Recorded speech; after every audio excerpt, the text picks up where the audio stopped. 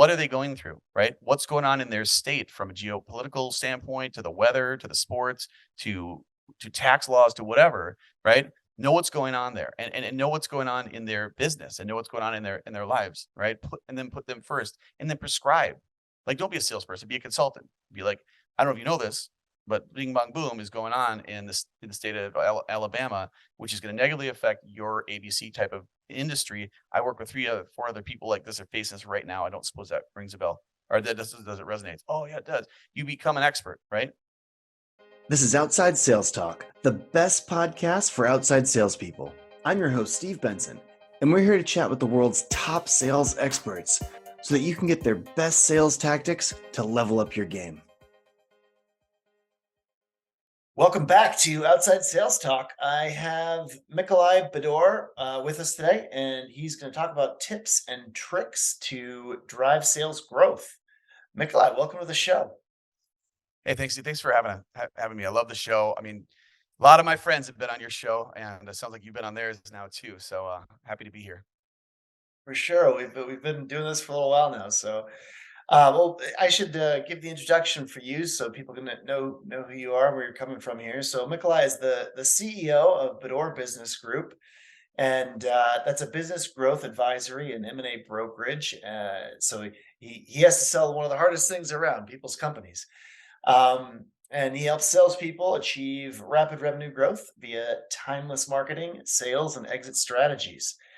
Also, the co-founder of Closers Media, which offers courses and content to help salespeople close more revenue and achieve growth. He's got his background. He used to work at IBM, Oracle, and Verizon, and so bunch of leading sales organizations there. Well, it's awesome to have you on the show, Mickeli. First question I've got for you. For salespeople who feel like they might be stagnant or in a slump, how can they get moving and begin to grow their sales? Well, first they gotta take a step back and understand that sales is a mindset. You know what I mean? I mean, success is a mindset, but sales is a mindset, right? And it's really hard to get out of a rut if you don't know if you don't have a path towards something, right? So we used to always have whatever it was. Like I told you I was an entertainment agent out of Manhattan for a couple of years, and I lived like a rock star, made as much as made as much as a janitor, and lived like I was famous too, which I definitely wasn't. And so in my cubes or whatever, I would have my most recent credit card statement. And that was my thing, right? After that, it was I wanted to live on a lake, so we did that. And there's all these little goals that we put forward. And it could be personal, it could be professional, it could be whatever, to say this is what I'm grinding towards. Because if you don't have that, then you're going to be stagnant, right? That's what I've found is that it's first of all, it's a mindset. And so there has to be a mind shift. If you're out of shape and you're winded walking upstairs, you're probably not going to go buy another pack of smokes, right? Like you're probably going to go to the gym and eat healthier and do these different things. I found that if my best years were when I had a directive that I was going after, and it was for me. It wasn't for my manager. It wasn't for someone else. It was, I want to know calculated, if I can calculate my metrics and I can achieve over those metrics, and this is what the accelerators and so on looks like. Well, that's going to get me out of debt faster. That's going to get me that house on the lake faster. Or that's going to get me buy my wife that wedding ring she wanted, or get my parents out of debt, or whatever the goal is for people. I think that's it. That's it. I mean, yes, we sell a course, so I'd love you to buy our course, right? There's books, there's all these different types of things, but I think it has to start there. You have to have your why, and I'm not trying to be Simon Sinek here, but you've got to have Mhm. some sort of why as to what you're driving towards. Otherwise, it's really hard to get over that hump. Yeah, I think focusing on the personal outcome, it can be really motivating and keep because a lot of times, a lot of jobs, not just sales, but a lot of jobs are a grind, and it's hard to, keep putting one foot in front of the other quickly. And focusing on the why I'm doing this, there's a higher purpose that this connects to that. That I think that can be hugely motivational.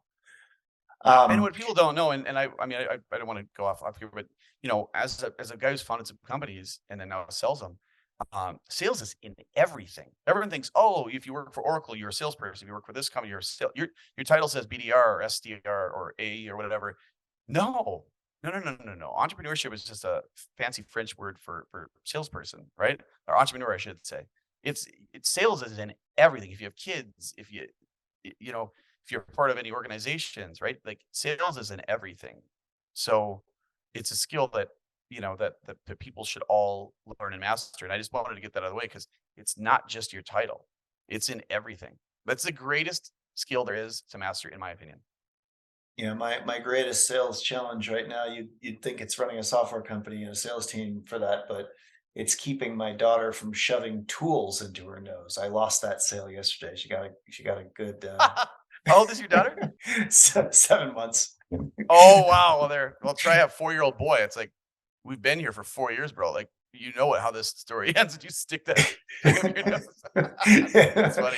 yesterday we managed to get a little Allen wrench up our nose and cause a bloody nose. We were very unhappy with our decision to shove an Allen wrench in our nose, but we did. Um, We did it, but we did it anyway. it, it it's but there's so much truth to what you're saying, right? It's like every job is a sales job. Either you're selling your not you might not be selling customers in exchange for money, but if you're selling the product team, or you're selling the engineers, or you're selling your coworkers, or you're selling your boss on a concept, selling your wife on or husband on a concept. It's there are. I think that there's actually a couple of books written about this. That everyone's in sales. But yeah, I think it's so true.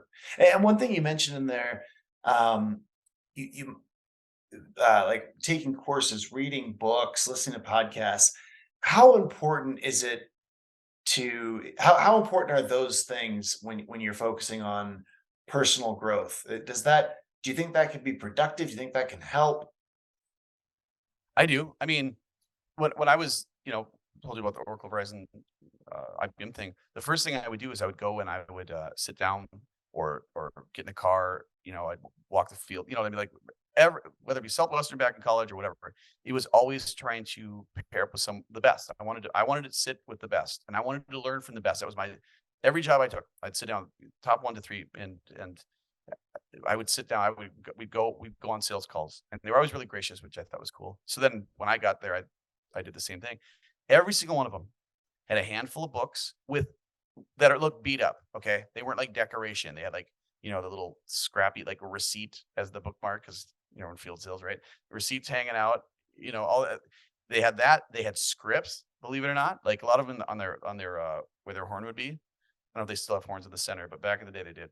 And they'd have their scripts, on their cube. If they were, a hybrid of inside and outside, they'd put, uh, their call sequence down. I mean, the best of the best who'd been doing that. These were grizzly cats, they had scripts, they had books, and now, with videos are endless. Like, yes, absolutely.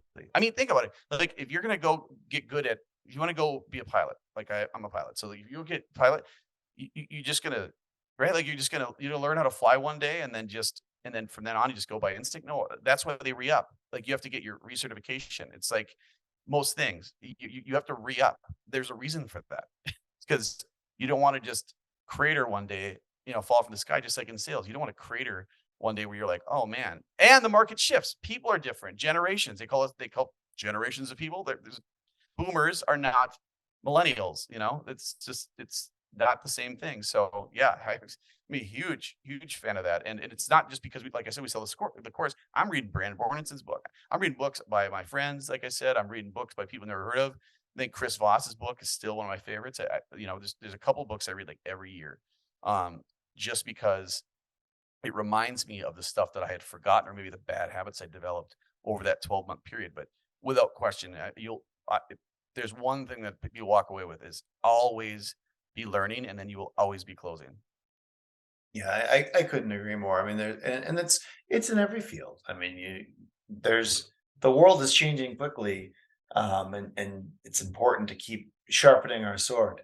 I do think a lot of the stuff in sales, a lot of the principles have been the same for 80 years, but so you can actually get value from reading really old stuff too. But there's a lot of great content out there and great stuff to learn from, and it's only gotten easier, right? I mean, in the modern world because I think it's there's a lot of ways to find good stuff. You know, one of those books I just told you about that I read annually, you know, Hmm, one of them is Dale Carnegie, How to Win Friends and Influence People. That book I is love that literally one. over 100 years old. It's like a Yeah. 100 years old, and it's just fresh again. I'm like, oh, I forgot to put them first, not me. You know, like simple stuff like that. It's pretty simple and basic, but it's brilliant. Well, it's just like Chris Voss's book. It's like mirroring is everyone does that, but they don't do it purposefully. We don't realize we're doing it if we're in sales. And it's just stuff like that. It's like it's and you know what? The simpler the better to me. Like I like books that are like I love Jeb's books. Like those are great. You know, Hmm. they're a little bit more like I would consider those a little bit more not complex, but like just they're more strategic. Whereas Dale Carnegie's book was written 100 years ago, right? We didn't have any of this stuff cooking around, so there was no distraction. It was just be good to somebody, make them feel special, make them feel unique, and they'll become your friend. Yeah. And friends end up buying from you. Yeah. I loved, and some of Chris Voss's stuff and I had him on the podcast a little while ago. He actually had the most popular podcast that we've ever done. We posted the podcast on YouTube. I Most believe it. popular, most popular one we ever posted. It got like 30,000 downloads or something. It was, the most, or I guess YouTube don't download, you just watch it, but they keep a little ticker score, and that was the most popular podcast. His podcast was the most popular one I've ever done. But I think what I love about his stuff is he takes things that we're already just doing naturally, and he brands it, puts a label around it, and helps you understand what you're doing. Like his concept of labeling is a great example of that. He's like put a Totally. really some great book and great. That's if you haven't heard that podcast, it's number 50. We had him on for a big number, and that's definitely worth giving a listen to. Um, I will be listening to that. Yeah. but so the it's easy to get away from the importance of relationships when us as a salesperson when we can get almost too bogged down with our goals and numbers and targets. Um, Mhm. Can you talk a little bit about the importance of nurturing relationships and how that can relate to your results? Oh, without question. I mean, as an enterprise guy for a decade or so, and then I mean the M&A thing, that's all it is relationships. But you got to think they have if they're a top decision maker, they have a million other things going on right now, and you are not their priority. If you right, there's random people calling. I mean, you're a founder, I'm a founder. Like I get solicited just as much as I solicit, right? And so you realize I'm not important to them until I am, right? I used to tell people is if you get a phone call from a random number, are you picking it? Like, and you're in the middle of something, are you picking that up? No.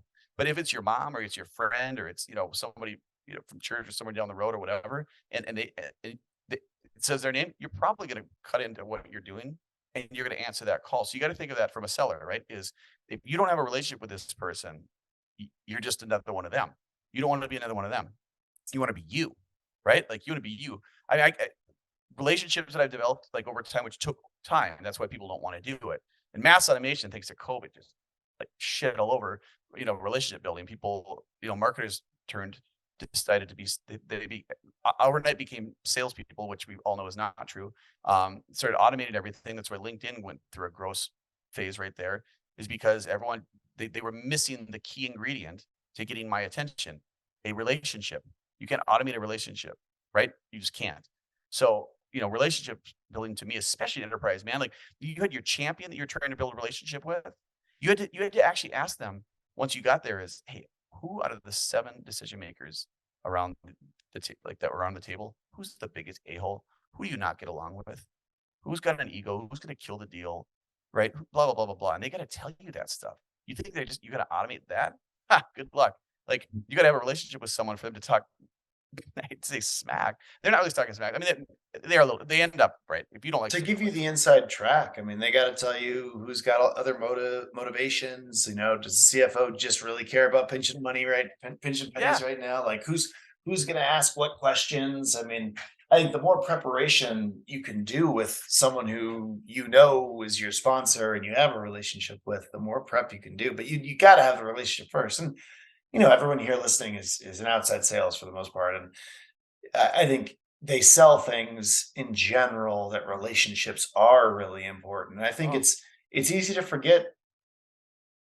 It's easy to forget about the importance of it, and and a lot of the world is trying to automate or sell stuff online or sell it over the phone. But I think for the competitive stuff, it's tough to build. It's tough to beat. Being able to go in and build a relationship with someone that and they end up choosing even in a commoditized market, they'll choose your product because they got a guy to call that they can trust. I mean, trust and relationships are so important.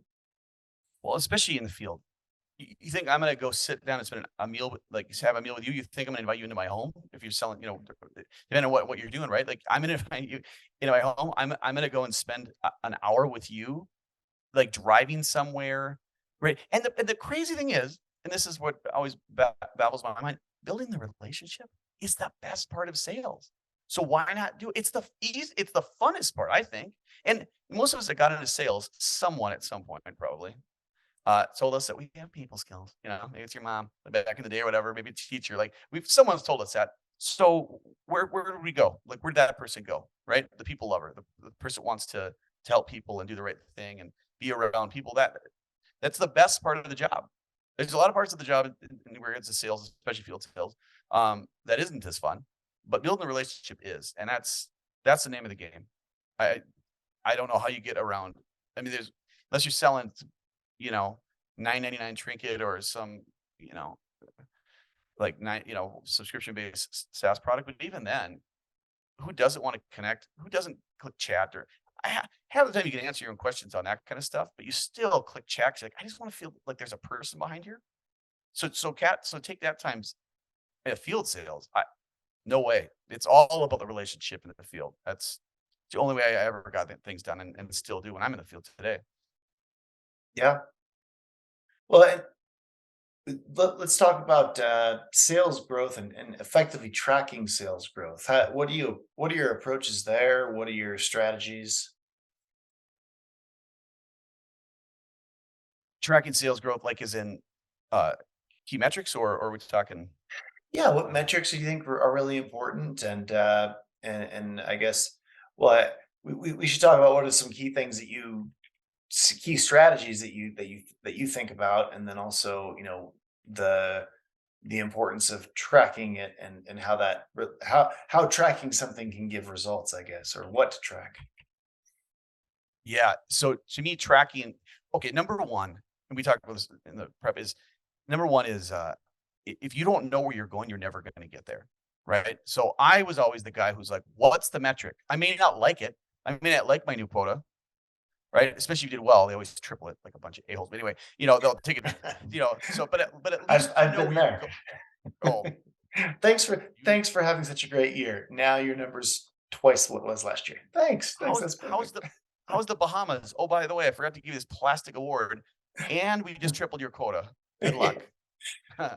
Anyway, so I've always been a fan of metrics because I, I just need to know where I'm headed. Like, how am I doing? If you don't have metrics, and now I've been an entrepreneur for the last 8 years, so when people are listening that they're solo, folks go, in the field, I'm speaking to you as well. It's not just corporations decide. It's you got to decide because, like, what are your monthly bills? Like, what do you want to make this year? Like, there's no way around metrics. And to wake up every day without metrics in front of your face, I would find that very hard. So first of all, it's setting metrics of success down, and how you quantify, how you break that down is there's a couple of key metrics that I have to go to. So if I want to sell 10 people this month, let's say a month, and my close rate is, 30, 40%, right? Let's say it's 50% because my math sucks. Math skills suck.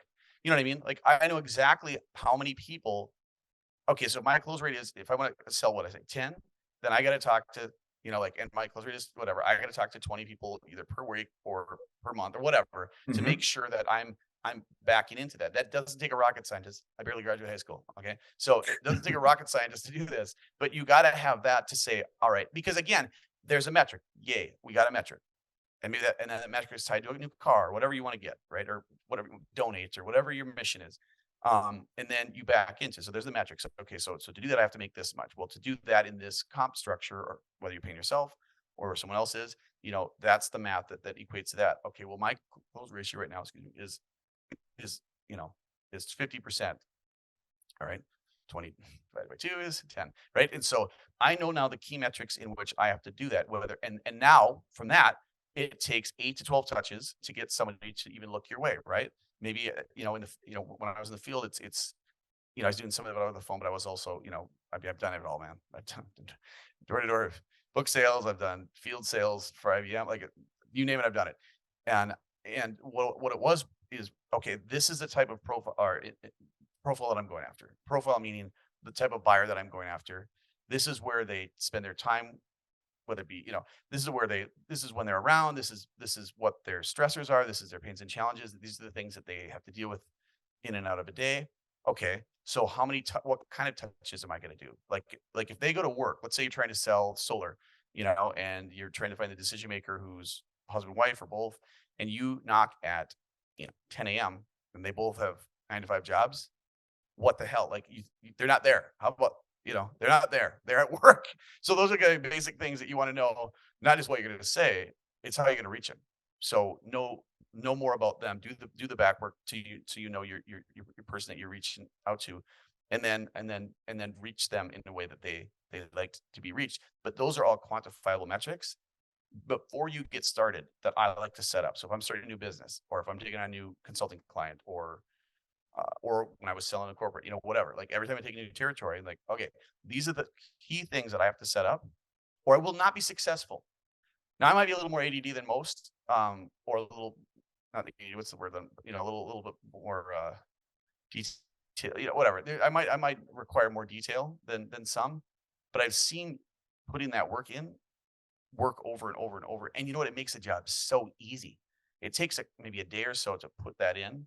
I mean, the research is ongoing, obviously, but and then you want to track, like, okay, I learned that these people go to work at 10, or sorry, at 9, or these people do not like to be called, or they do not like me to just show up unannounced, or whatever, right? And you know these things. Um, that's it. And that's where I find metrics and organization and structure of any sort of sales plan to be the key ingredient, because the other stuff can be taught. Or I mean, you can't. I guess you can't teach likability, but you can teach follow up. You can't teach empathy, but you can teach words to use in an empathetic situation. But all that is for nil if you don't have a structured plan of attack before you get started. Yeah, I think and this kind of goes along with what you were saying earlier. Like, have your personal motivation on the wall that you're focused on, and also have the metrics that are truly attached to what it means to be successful on the wall too. Like if it's profitability, how much margin do you have to capture? Have that on the wall. If you're measured on how much revenue is coming in the door, have that on the wall, right? Or this theoretical wall could be a spreadsheet, could be whatever, but like have the appropriate metric that is truly the thing that is driving you towards success, and block out your calendar to focus on that metric, and like do the things that are gonna get you there, right? But I think focus is the key takeaway from what you're saying is just make sure you're focused on what matters, and the metric that matters. Absolutely, absolutely. It's And what do you think about sales methodologies? Is there a one size fits all sales methodology, or is it better for salespeople to figure out what works best for them, and what's the best way to kind of approach different philosophies and methodologies that are floating around out there? it's a tough one, because I I want to answer it like in all the ways, because it's a great question. I'm sure you've heard that from other people before. That's a great question. Because what people think of, I mean, I told you about copying closers, right? How I get people reaching out every now and then, like, I hate the name. And I'm like, then you don't get the joke. Like, this is a joke. Like, they think we're all a bunch of slimy savages, which is why Glenn Ross was always introduced at sales kickoffs, because it was a joke, clearly. Like empathy, you know what I mean? Like keeping promises, servant sales. I mean, those are all things that real salespeople do, not that. That movie was not not that at all. And it's not real. No one's That going to that buy is that is a methodology. I've seen it put in practice. It's probably not sustainable, but it is a methodology. Well, it. although I can never remember which Baldwin brother that was. I get them confused, It was unfortunately. Alec. Alec, It was the okay, only Alec. famous one Back, Alec back in the day. back in the day before 30 Rock and whatever else he's been in, because that's those are only two things I'm like, yeah, I've seen him in that. Um, no, but so to that point though, like salespeople are people, and this is just competent communication, really. If you think about it, like there's some other twists and turns to this craft, but really it's competent communication and keeping promises and being organized and following up, right? And all those things. But a lot of sellers I've found, and especially being in the founder field now, is and now, like I said earlier, everyone is a salesperson. There's a lot of different personality profiles and comfort buttons, and not everyone is comfort in a negotiation, right? Like a key account director, that's a negotiation. Or not everyone is comfortable door knocking. Not everyone is comfortable, uh, right? Like Mhm, with the parts of the sales face to face in the field that are icky and sweaty and uncomfortable. So I don't think for me there's not one. Like I couldn't say spin selling is the one. I couldn't say challenger sale. I mean that's less methodology, more of just how to engage. But there's all these different methodologies, right? But I think that the methodology that is tried and true across the board are put them first. Like the number like so number one is putting the customer first. And you begin by finding their pains and challenges. Know what's up in their industry and what's going on in a seat, the title of said, insert title here, like or sorry, position or role or whatever. What are they going through, right? What's going on in their state from a geopolitical standpoint to the weather to the sports to tax laws to whatever, right? Know what's going on there and know what's going on in their business and know what's going on in their lives, right? And then put them first and then prescribe. Like don't be a salesperson, be a consultant. Be like, I don't know if you know this, but Bing Bong Boom is going on in the state of Alabama, which is going to negatively affect your ABC type of industry. I work with four other people like this are facing this right now. I don't suppose that rings a bell or that does it resonate? Oh yeah, it does. You become an expert, right? So that's the number. So that methodology right there. And then number two is be empathetic of their situation. If you understand it, you should naturally fall into empathy for them because you understand that that is a true pain and challenge. And we've all been had sleepless nights for whatever was going on in our lives, maybe personally or professionally. So act accordingly. Be empathetic. Say, I'm sorry. That sucks. And then apply your expertise to that situation, whether it be a physical product or a professional service. You can apply that to them. And then when you say you're going to do something, just do it. If you say you're going to call next week at 10 a.m. because that's when they are over their lunch, because that's when they have a free time, then just do it. And then schedule these follow-ups and schedule these things and get them the stuff that you need, whether you're a contractor, right? And they ask, I get an invoice so I can just give them a damn invoice. Or if they're asking for a proposal and they need it by end of the week because they're they're looking at three other bids, give them the proposal in the time frame that they need it and then follow up. Like these are basic human concepts. Like if you and I were like the best of buddies, or maybe you're my dad or mom or your dad in this situation, but and you go, Mickey, I need you to call me because I need to get the password to the garage or something like that because I'm staying at your house and you're not here. But am I just gonna be like, I'll just let you sit outside. It's snowing right now in Whitefish. You sit outside.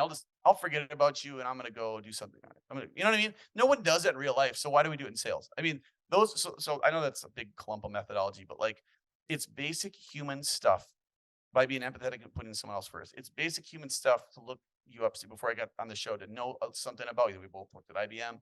We have very similar friends, so on and so forth. Just a little bit about that. Like, I used to go back out to Salt Lake, well, Park City. I used to go out there all the time and snowboard. Those are things that I know, right? So why would I not do that for my customers? Like, I don't mass automate an invite to come to happy hour. Like, I don't send out 300 invites, you know, to mass invite my buddies to go to happy hour. So why the hell do we do that in sales? Right? Like it's human interaction, it's competent communication. But those are the I'm sure there's a methodology that explains all this better than what I just did, but it's definitely part of our course and it's definitely something that's part of our course because it's something that I refuse to go around. is that level of input, or sorry, that level of organization, um, like we talked about, is the one thing, but the number two thing is getting to the nitty gritty of what they're going through and caring about it, and then committing to helping them solve it because that problem sucks. And I know other people that are going through it. And here's what that can cause if unfixed.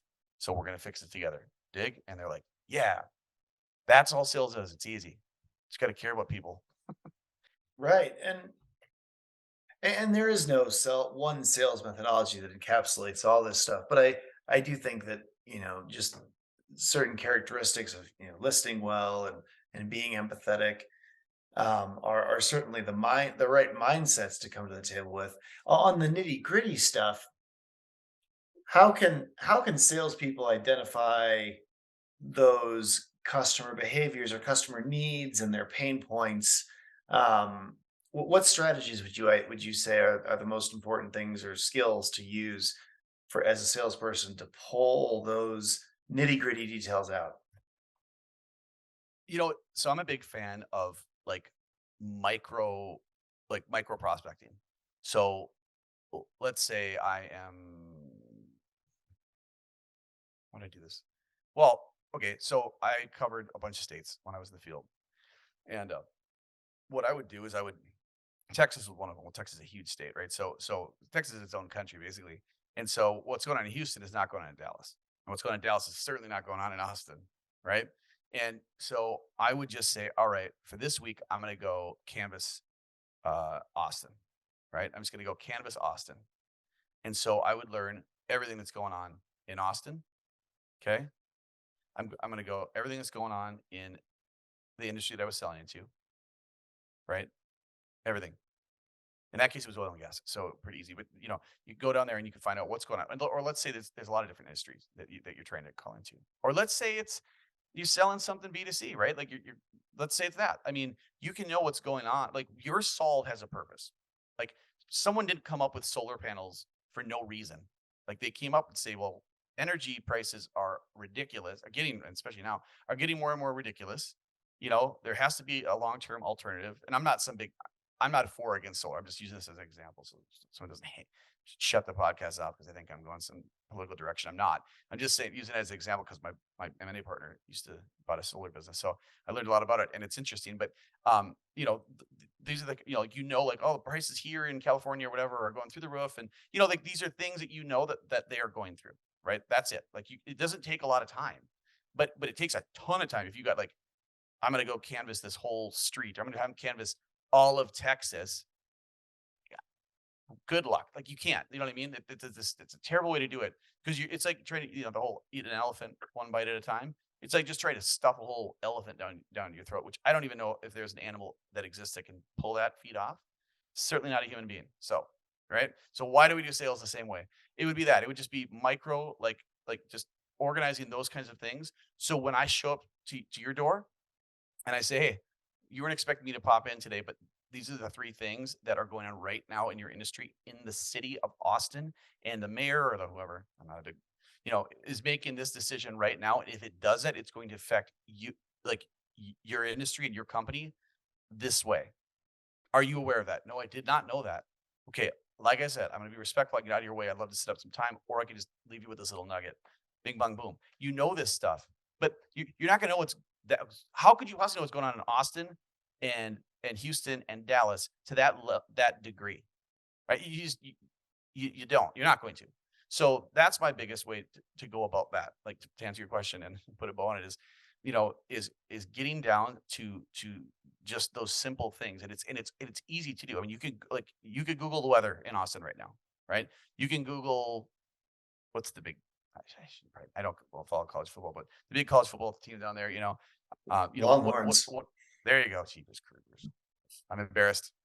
But I don't we had a hockey, where I went, it was college hockey. That was the big thing up in Minnesota. So, That's right. but these type of things, it's really easy to know what legislations. I mean, if you're selling into enterprise level, I mean, the 10K is like the golden rod to everything that company has to do in the next year. So all you got to do is like, did you know that you guys are going to you guys missed your mark by this percentage and you guys are going to have to make it up. And here's the thing. Did you know that? Of course not. What, who reads their own company's 10K? Like nobody ever. I've never had anyone go, I did. Page 352. Yes, I saw that myself. No one ever said that ever. So it's easy to find these micro things to go after. And then you're talking to them like a consultant. But that all you got to do is just find and then put your little basic things together. What do you want to know? I want to know what's going on in their city and state from a politically tax, like all the crap that's going on that could negatively affect their business. All right, industry review. I mean, Google that. Right? I mean, Google everything really. What's going on right now in that industry? What are some concerns? Okay, literally Google what keeps a insert title up at night in this field. You can go that right now and you'll find the basics because everyone has the same problems. They're either not making enough money in their business, something's very inefficient, cost ineffective, or operationally unsound. You know what I mean? And they want to like there's only two things you have to worry about in a business is make money and then don't spend it all. Offense, defense, right? Like spend less than you make. That's business. Okay. So you don't it's not like Googling these things are going to be hard to do to come up with a few different pinpoints that you can talk about when you're there. It's the other stuff that matters. And the other stuff is the stuff I just told you about, right? Which is the intangible stuff that you know about which makes you immediately a local. It's bad sellers that don't do that, and then they walk in and they go, "Hi, how is?" You know what I mean? And there's no professionalism there. In Montana, you can't pull that at all. Like they kind of like poke a couple times to see if you're a local. And I'm a recent transplant, so I'm not a local, but I get involved and I learn know what the Grizzlies doing, even though I don't care about that football team. I pretend to because it matters to them, right? We're a chameleon at the end of the day. I know this answer is going on forever, and I apologize, but I think it's very important. I can't hammer this home enough. To have success in sales is to do these things, but that's how you do it. Is you just you find those three things. Find what's going on in their you know in their where they live, what's going on in their lives, and what's going on personally and professionally. What's going on in their industry, what keeps them up at night, and you can Google Absolutely. all of that. You can Google it within 3 minutes and have all that easy. Yeah, I mean, it's at our fingertips, right? And learning a bunch of stuff about people from the internet, from social media, it's at our fingertips, and that's a huge advantage. I think the challenge is there's so much stuff to sift through right now that it's hard to find the real nuggets. It's like a 300 page 10K. Who's got time to read it? But yeah, I think that the good thing about if you really can be an expert in your customers, a lot of it is the same, and you'll start picking up these patterns. But for becoming a student of what your customers' pain points are and what their lives are like, and that's step one is really just studying it from like you're studying a new species of animal that you have to understand. You're like, Well, you with got to a jump. You got to jump into their minds, right? Like they're human, we're human. By the way, the hack with the 10K thing is it's a PDF, so you can just go up to the corner of the PDF and you can type in like IT or that. So you don't actually have to read the whole damn thing, but you can just like Google in like, or sorry, type in like what you sell. Like I was selling ERP software, so how was their finances? Uh-oh, what do you know? They're messy because of whatever, and I'm like, oh, I could fix that. Mhm. But the other thing is from the human thing is to make it even more simplified, it's for anyone right now listening to this going, I'm not doing that. Fine, don't do it.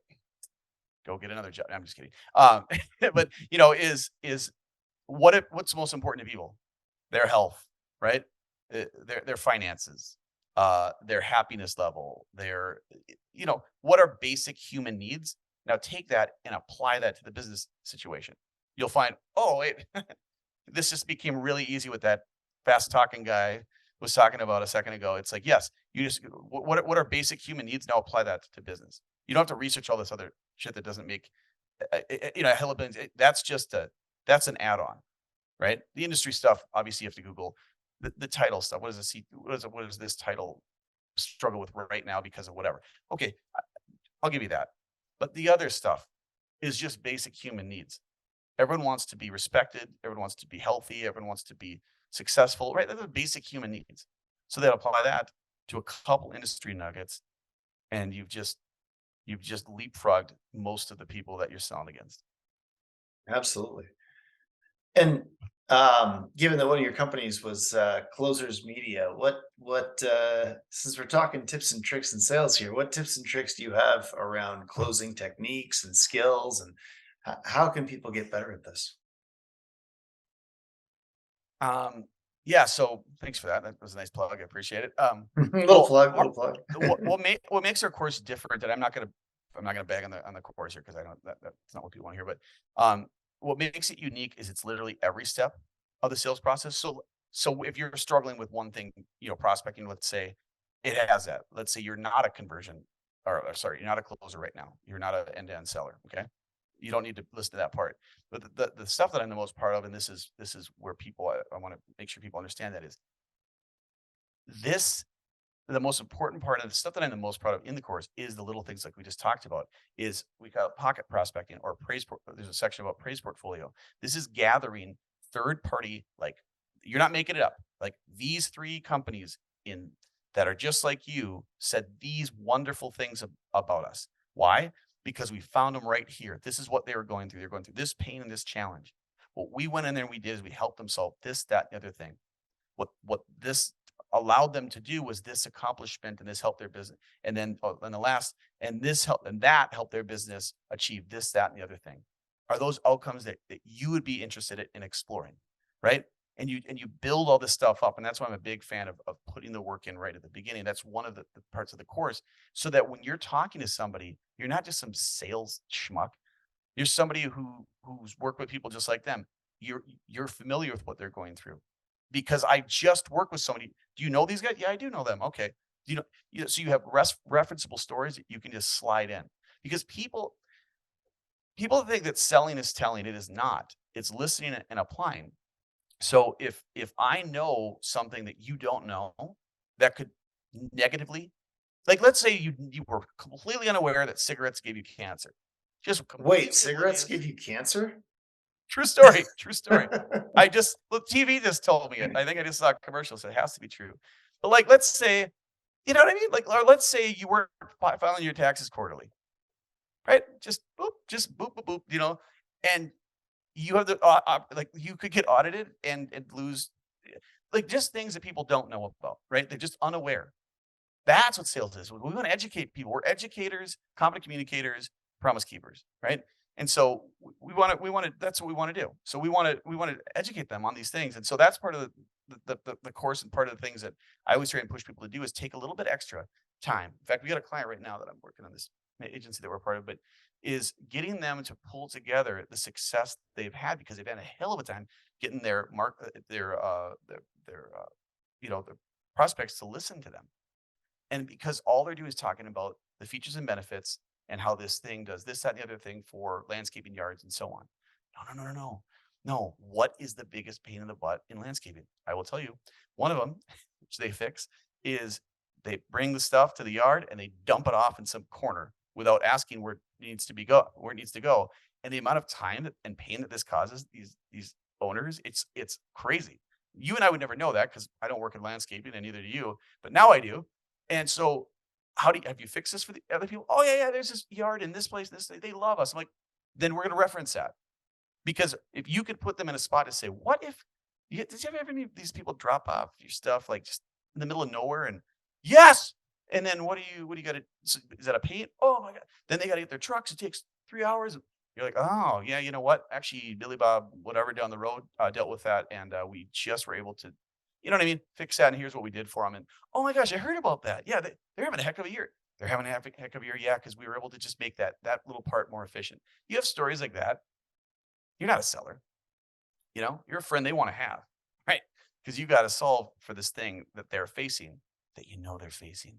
They're facing it every day because you've helped other people. You've lived vicariously through them for that same thing. This is one example, right? Um, that's one of the, I mean, I don't want to, that's one of them. The other one is like I told you, internal selling. I can go on that if you want, but those are little bits and pieces of it that took me time to do. But it's more important to me that as long as the people that buy it, like, get that out of it. That to me is the most important thing. You know what I mean? You can teach anyone really how to prospect. I mean, how they're pulling kids out of college, to be SDRs. So you can teach people that, but it's the nuances and the things that true sellers, like people that made a life and a craft out of this, do differently, it's those little things. And yeah, it's those little things that make the greats great. Absolutely, yeah. Well, so next section of the podcast is sales in 60 seconds. So quick questions, quick answers. All right. First question: what's the first thing that salespeople should do after they meet a new prospect? First thing they should do is recap exactly what just happened in the first engagement. Recap it, send it to them, whether that's email or letter or whatever it may be. Recap exactly what happened. Recap exactly what you learned from them. Recap the promises that you said that you were going to commit to, and follow it up with the times in which you will commit, or that you will check the boxes, like deliver on those promises, and then what the next follow up thing will be, and when it will take place. Perfect. Um, what are some daily habits that salespeople should use to drive higher performance? Is schedule. Like maximizing every minute of every day and knowing what those minutes are accounted for. I snowboard 3-4 days a week, like so long lunch, but I know exactly when that's going to happen. I know exactly what I'm going to get done prior to that. So when I go snowboarding, I am free and clear of my mind. It sounds excessive, but that's why I live out here, right? But anyone, you go for a workout, you go for a run, go swimming, go surfing, whatever, as long as those hours are accounted for. So prior to those hours, I know exactly when I'm getting up. I know exactly after drop off my kids. I know exactly where I'm going to go. Right, I go to the gym for about a rip for an hour. I'm by my desk at 9 o'clock, from 9 to 11:30, 11:45. I know these are the things that I'm going to accomplish within that time. I'm going to go to the mountain. I'm going to kill it for a little bit. I live 8 minutes away from the summit, so it's pretty convenient. So I come back. I go back to my office, and these are the things I'm going to do until I cook dinner. Right? These are exactly the things I'm going to do, the metrics in which I'm going to do them. Here's how many calls I'm going to make. Here's how many emails I'm going to shoot out. Here's the follow up. I'm going to do follow up today in the afternoon. I'm going to do prospecting in the morning that day. I'm going to flip that the next day. But every hour is accounted for, and the objective for my day is accounted for, and then I can have a peaceful mindset, because nothing, there's no surprises. I mean, there's going to be enough surprises as is, but to have your day just be a complete surprise each and every day, oof, that's stress. I don't need. Absolutely. What's the best piece of sales advice you've received in your career? The best piece of advice, and I think this has kind of just created the way I sell, is they don't care. How is it? They don't care about they don't care about you. Like they don't care about you and what you have and what you can. They care about what you can do for them. It all focuses on them. You have to put them first. It has nothing to do with your project or your features and benefits. Because like you said with the relationships earlier, like if they don't trust you or like you, they're not going to do business with you. It doesn't even matter if you're the cheapest. I mean, look at the products that we overspend on. I just bought a Traeger. There's other, girls that could do the same thing. But I like the way the sales process went. I like the follow up. I like that I could click customer service from the grill itself. Like I just like the whole buying experience. That to me is that's it. That's all that matters. Absolutely. Well, I'm going to try to summarize the all the wisdom and tips and tricks you've dropped on us today here. Um, so, first of all, get out of a slump by working on your mindset, and always have a goal that you're working towards. Put it on the wall, or the theoretical wall. Always be learning. The market shifts, and it's important to adapt as things change. Relationships are a key ingredient in a sale, and you really can't automate a relationship. Relationships they help you get an inside view of a company and really understand what's going on, so that you can move the sale forward and leverage the people that you have a relationship with to help you move that sale forward. Understand the key metrics that you're supposed to move towards, and that will make you a lot more successful. Having those clear goals and understanding, what are the things that really determine what success is in this role, and just keep focusing on those metrics. Put them also on the proverbial wall. Um, Based on those goals that you have, Set up a structure that helps you work towards those goals. Have a schedule. There isn't a one size fits all sales methodology. Instead, focus on putting the customer first, knowing specific details about what they're going through in their business, what their challenges are, what's important to them in their industry, and in their personal life, in their life. Um, it's important to show that you care about your prospects and to always be consultative and that you really understand them. And that's ultimately the best methodology if you zoom out. Well, Mikolai, this has been just fantastic. Where can our listeners read more about your work? How do they reach out to you? How do they get in touch with you if they're looking for you? I'm very active on LinkedIn. So I would love if every single person that is listening to this that found value would connect with me at Mickeli Bedore on LinkedIn. You can learn more about our course and our show that we used to do. We don't do it anymore because of it used to be live. And anyway, long story, you can read about there. But it's at closersmedia.com. And then we're going to be re up in the bedorebusinessgroup.com. We just found a new partner to do that. So those are the places. But you know what? A lot of it will be on LinkedIn, and I'd love to connect and learn from you all as well.